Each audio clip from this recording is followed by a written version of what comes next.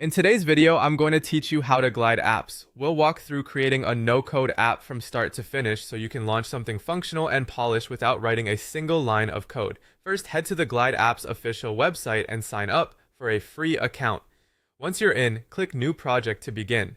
Glide will ask how you want to create your app.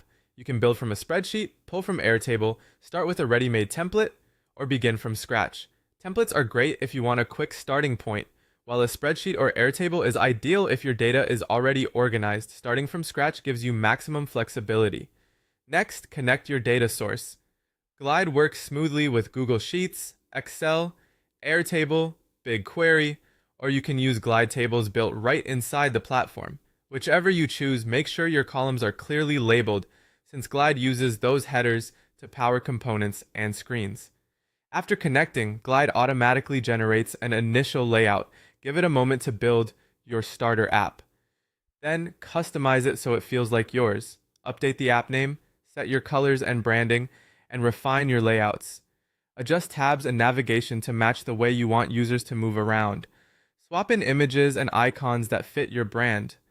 Small tweaks here make a big difference in clarity and visual appeal. With the basics in place, add components to your pages. Drop in text for explanations, buttons for quick actions, and forms to collect user input.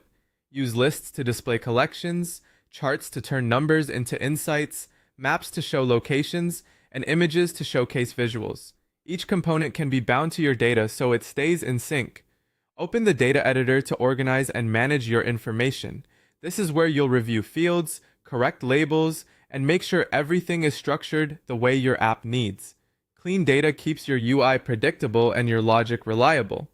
Now create actions and workflows. Configure buttons to send emails, update data, navigate to other screens, or trigger automations.